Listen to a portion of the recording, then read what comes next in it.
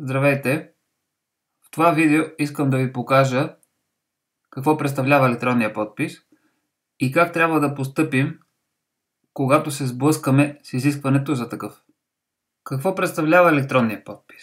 Електронният подпис това е съвкупност от данни, които се прикачват към един електронен документ и показва самоличността на този, който го е положил. Тези данни не могат да бъдат отлепени от този документ. В същото време документът не може да бъде променян, докато съдържа подпис. Може копия от този документ да бъде променено, но не и подписания документ. Тоест, електронният подпис от една страна показва кой е подписалият го и от друга страна защитава документът от бъдещи промени. Електронният подпис се базира на така наречената асиметрична криптография. При нея кодирането и разкодирането на данните, т.е. криптиране и разкриптиране се извършват с двойка ключове. Частен ключ и публичен ключ. Публичният е достъпен за всички, частният само го притежаваме ние. За разлика от симетричната криптография, където както кодирането, така и разкодирането се извършват с един и същи ключ. Притежаването на двойка ключове ни дава възможност да направим следните две неща. Ако криптираме информация с публичния, т.е. общодостъпния ключ, тогава само едно единствено лице може да разкриптира тази информация. Това лице е притежателят на частния ключ. Ако го направим в обратна посока, едно лице криптира със своя частен ключ, тогава всички могат да видят с помощта на публичния ключ тази информация. На това се основава всъщност и електронния подпис. Само едно лице подписва, всички могат да видят обаче този подпис. Двойката ключове се генерира от издателя на електронния подпис. Те се съдържат в едни сертификати, чийто носител пък обикновено е една криптографска карта. Тоест, издателя на електронния подпис ни дава някакъв носител, криптографска карта, където се съдържат сертификати и за да имаме само ние достъп до тези сертификати, те са защитени с PIN код. Това са няколко примера за криптографски карти. Една SIM карта, например, по-своему също е криптографска карта. А това е устройство, което също ни позволява да положим електронен подпис, като на това устройство, освен самата рисунка, която представлява и нашия подпис, се анализира и скоростта на подписване в отделните части на подписа, натиска върху екрана, т.е. така наречените биометрични данни. До тук с теорията. Как обаче стоят нещата на практика? Както в много случаи има сериозно разминаване между теорията и практиката. Това пред нас е официалната страница на Министерството на регионалното развитие. Ако искаме да отправим запитвания и въпроси на тяхната електронна поща, изискването към нас е тези съобщения да бъдат подписани с валиден електронен подпис. Комисия за защита от дискриминация. Как да сезирам? Опътване за образуване на производство. Изтегляме го от тук и какво намираме в него? Съгласно член 51 и така нататък, анонимни жалби не се разглеждат. Жалба или сигнал, изпратени по електронна поща, са редовни само ако са подписани с електронен подпис. А това е официалното становище на ДКЕВР по отношение изискванията за писане и изпращане на жалби до тях. Отваряме този документ и какво намираме? Съгласно законодателството на Република България, подписът може да се положи на хартиен носител или жалбата да се препрати по електронен път, подписана с електронен подпис. Значи, отново опираме до този електронен подпис. Както виждате, много от институциите и администрациите не изискват електронен подпис.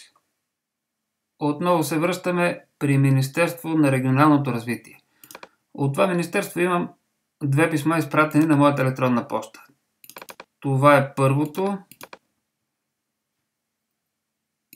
и това е второто. Какво съдържат тези 2 документа в най-долната им част? Това са 2 документа, изготвени на компютър, които след това са отпечатани на принтер, положени са върху тях подписи, отново са сканирани, за да бъдат върнати в електронен вид и след това са изпратени на мен.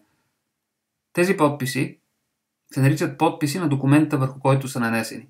На този документ, който ми е изпратен на мен, това нещо се нарича рисунка. Това е един пресниман подпис, сканиран подпис, който няма никакво юридическо значение. Тези подписи са загубили своите графологически характеристики, тъй като те не са нанесени върху документа, който е изпратен на мен. Натисканията, завъртанията, които обикновено се анализират при нужда, разбира се, на един подпис, на един собственоръчно нанесен подпис на хартия, тук не могат да бъдат изследвани. Така че излиза, че това министерство изисква от мен аз да имам електронен подпис, но когато то ми връща някакъв отговор, то не ползва електронни подписи. Или защото няма, или защото не знае да ги ползва. Нека да видим сега, например, Комисията по енергийно и водно регулиране, ДКЕВР. Това е писмо, изпратено на моята електронна поща през юли месец тази година.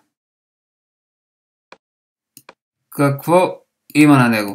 В долният му край откриваме подписа на тогавашния председател на комисията, господин подпис. Подпис е бил на листа, върху който той е нанесен химикалка. Тук това нещо се нарича отново рисунка. Отново ДКЕВР изисква от мен и от нас да имаме електронен подпис, да подписваме с електронен подпис жалбите, които изпращаме до комисията, но всъщност комисията не работи с електронни подписи. По някаква странна и необяснима причина тя подписва на хартия и ни изпраща сканирани подписи, рисунки. Какво ли се случва на най-високо ниво? Министерски съвет на Република България. Отваряме връзки с Министерския съвет и виждаме, че тук имаме публикувани адреси, интернет страници и имейли на различни министерства, включително и на министър-председателя. Един единствен електронен адрес. Това е този, който виждаме тук. На същия този имейл аз съм писал за малко по-малко от 1 месец 4 писма. Нито едно от тези писма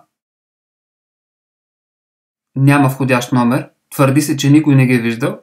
Някои от тях са изпращани по времето на предишния министър-председател, господин Близнашки. Имаше дори твърдение, че може би когато той си е събирал нещата, за да си тръгне, ги е взел със себе си и те са безследно изчезнали. Имаше твърдение, че вероятно някой некомпетентен служител или недобросъвестен служител умишлено ги изтрил.